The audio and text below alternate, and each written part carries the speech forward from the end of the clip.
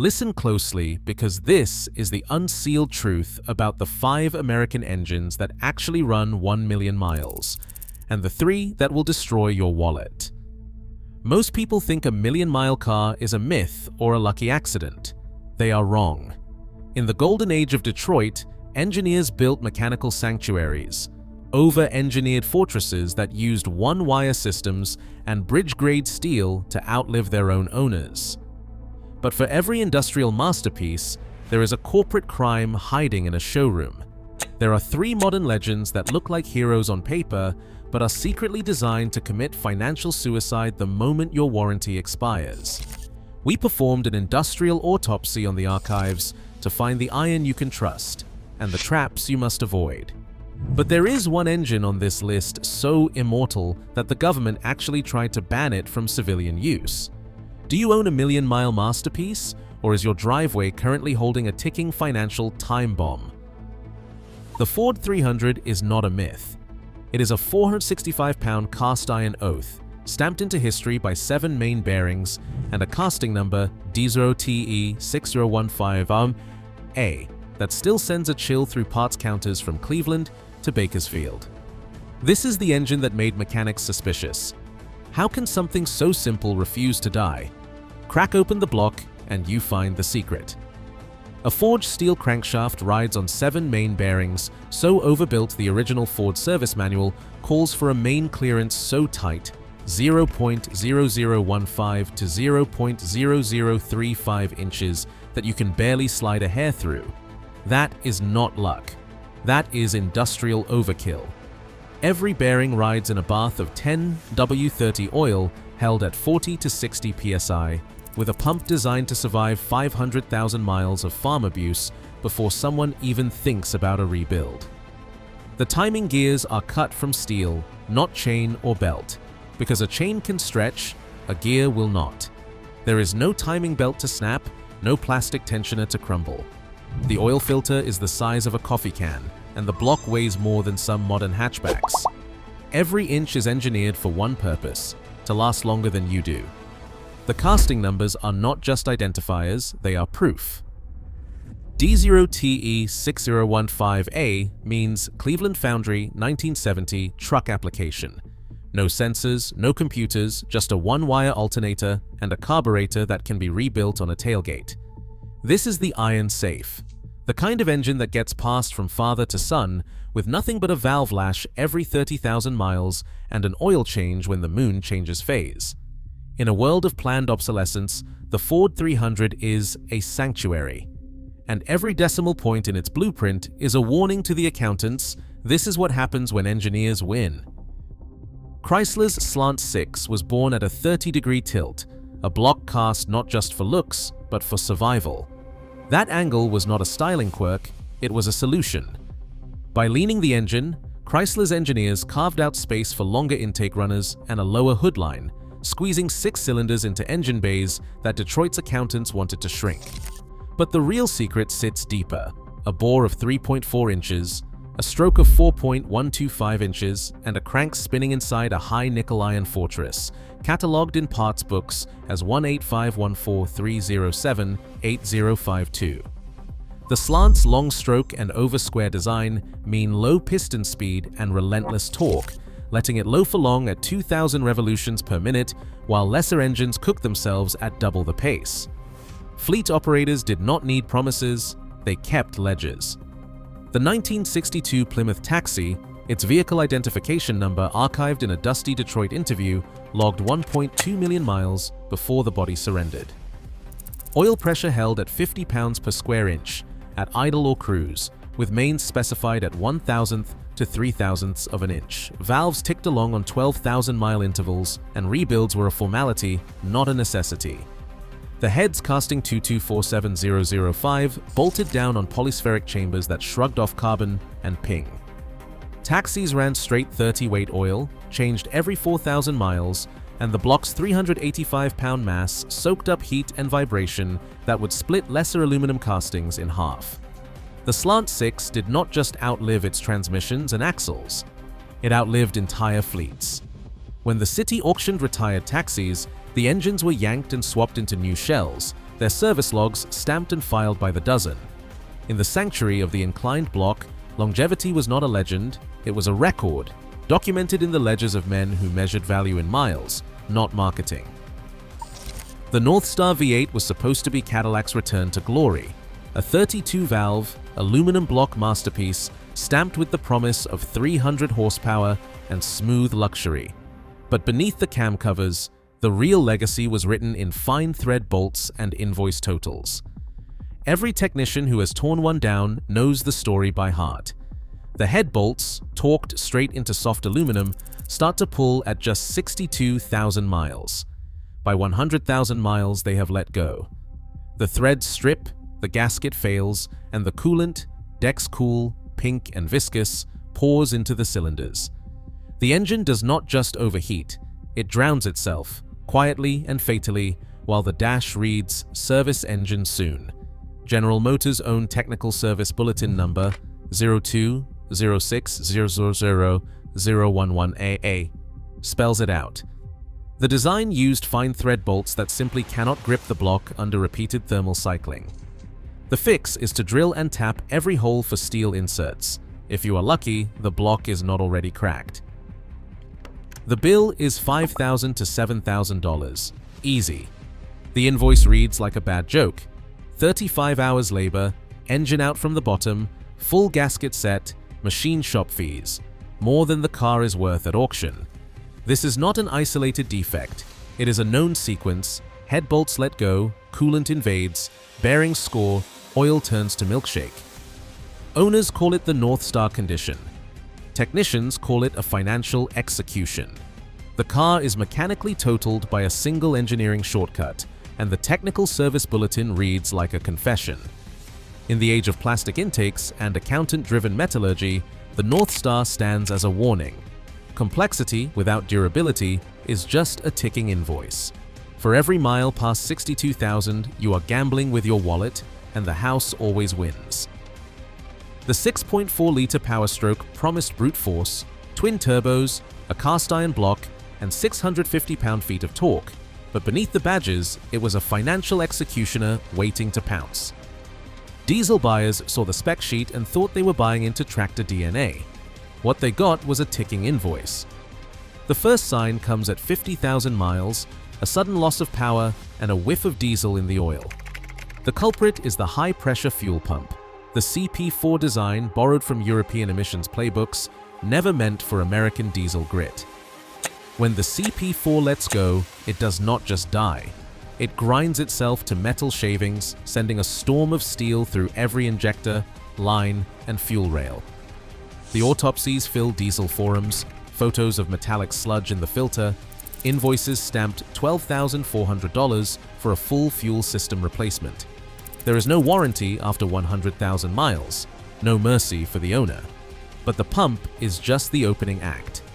The real execution comes from the emissions hardware, diesel particulate filters, DPF, that clog at 80,000 miles, EGR coolers that dump coolant into the intake, and regeneration cycles that cook turbos to ash. One failed regeneration and the turbo is gone, another $5,000 bill. Emissions technicians call it the cascade. One failure triggers the next. The repair order grows, and the truck is sidelined while the owner stares at a $20,000 estimate.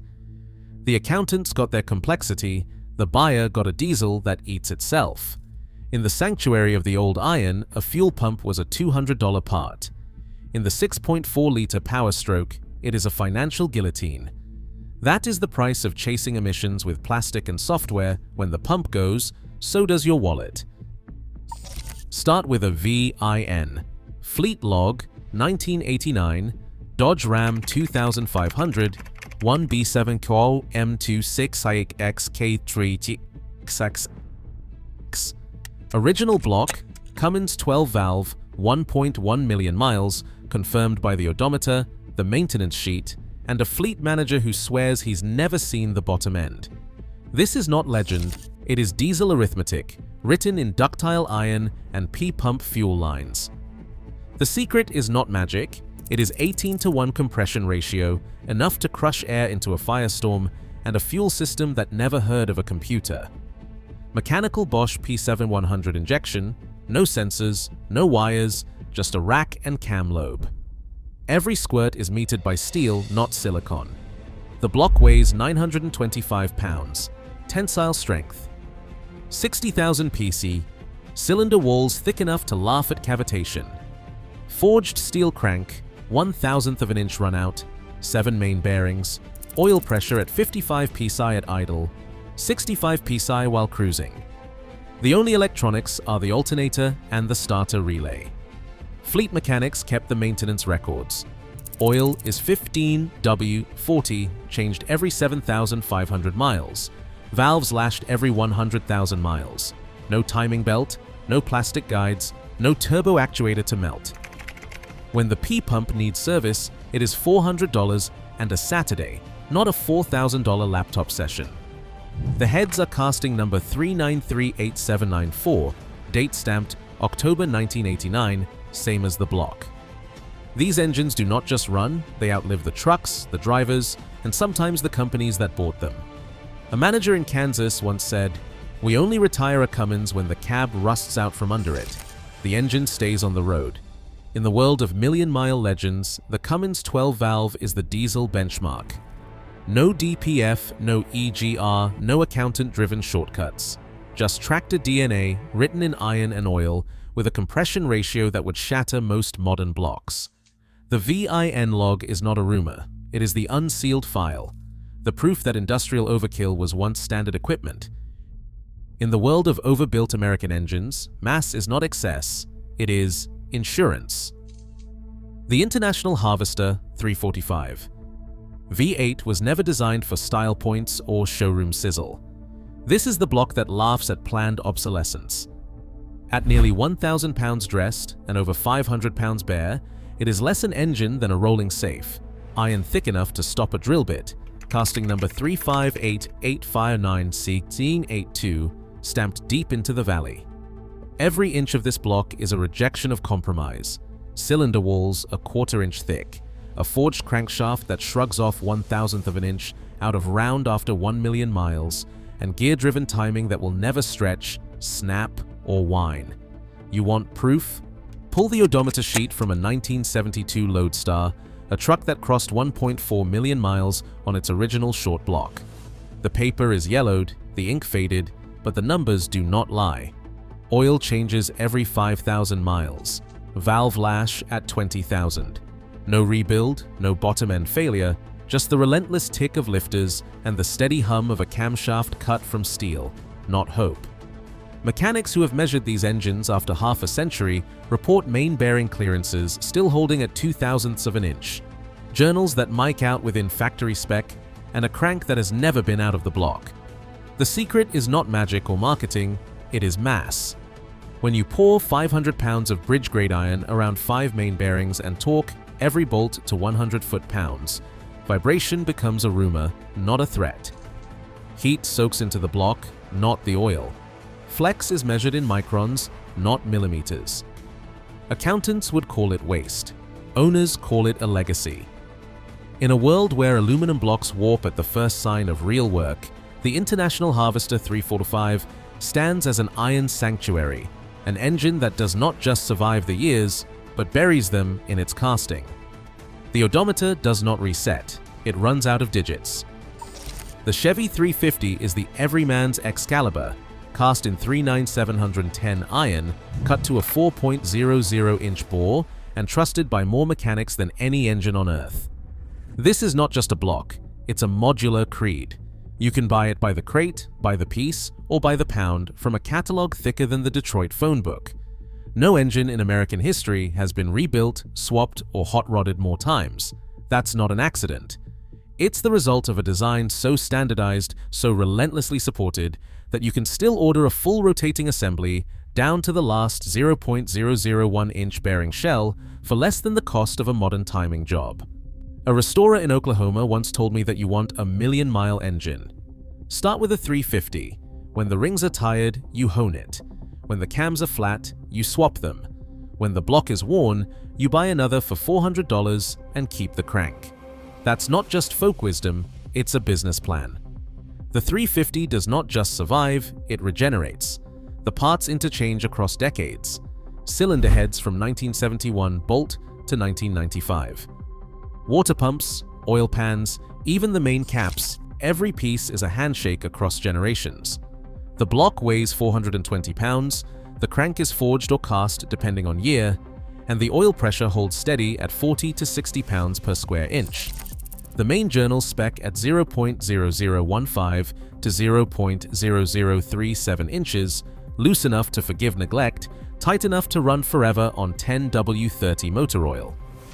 The million-mile claim? There is a 1978 C10 in Minnesota with 1,050,000 miles on its third block, fourth cam, and original valve covers. The secret is not magic, it's modularity. The Chevy 350 is the American V8 you can own for life, one rebuild at a time. When the accountants tried to kill it, the crate catalog only grew thicker.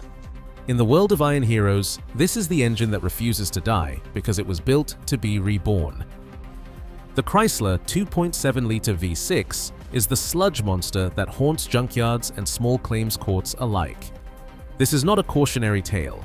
It is a case file stamped with the evidence of thousands of engines lost to a single invisible flaw. Open the hood of any early 2000s. Intrepid, Concorde, or Sebring, and you are looking at a $6,000 gamble. The factory called it Progress, a compact, lightweight V6 with aluminum heads and a timing chain that never needed replacement. But the accountants and engineers forgot one thing: oil does not flow uphill through a straw. The 2.7-liter positive crankcase ventilation system, meant to vent crankcase vapors, is so restricted it might as well be a cork. Add in narrow oil galleries, sharp casting flash, and a sump barely big enough for 4 quarts, and you have the perfect breeding ground for sludge. Not the brown harmless stuff, this is black, tarry death that clogs the pickup screen and starves the top end. Cam journals seize, rods spin, and the oil light flickers only after the damage is done. Failure does not wait for old age. Owner records and class action filings show engines dying at 80,000 miles, sometimes sooner, long before the car is paid off, and always just out of warranty. The repair bill reads like a ransom note, $6,000 for a full rebuild, if you can even find a shop willing to touch it. Most owners walk away, leaving their cars to rot behind the service bay.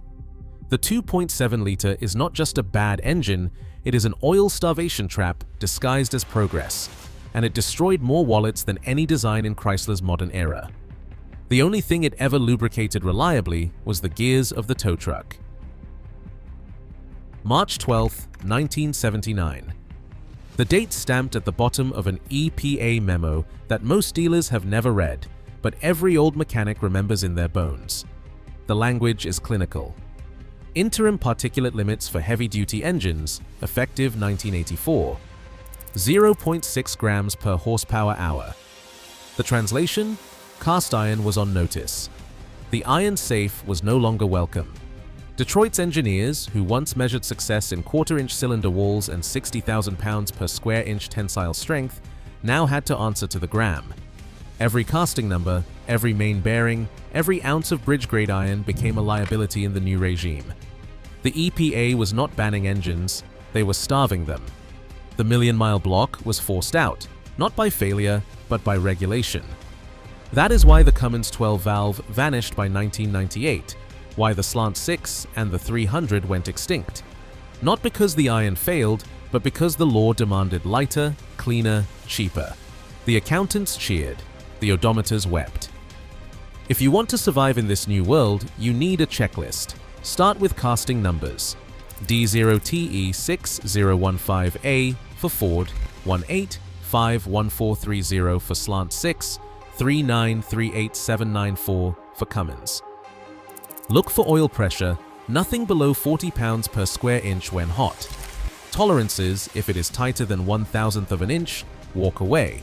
Compression ratio for diesels, 18:1. For gasoline, under 9:1 is a sign of longevity, not weakness.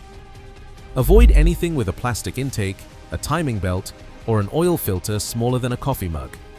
Ask for the service logs, not the Carfax. If the engine was built after 1998, demand proof, fleet records, maintenance logs, or a mechanic who swears by the block, not the badge. The Iron Sanctuary is not found in a brochure. It is found in the files the EPA never meant you to read. Detroit's overbuilt engines are still out there, hiding in plain sight. The accountants and the emissions charts cannot erase casting numbers or fleet ledgers. If you want a million-mile engine, trust the specs, not the sales pitch. The iron safe never lies. Today, the 1,000-pound block sits silent in scrapyards, outlasting engines that self-destruct from tolerance failures of 1/1000th of an inch and from 18-to-1 compression gone wrong. The iron safe isn't a myth, it's a warning. As automakers chase comfort and accountants gut the one-wire sanctuary, the financial execution awaits in every invoice. Choose your tractor DNA wisely. The last real engines won't wait for you. Drop your thoughts in the comments below.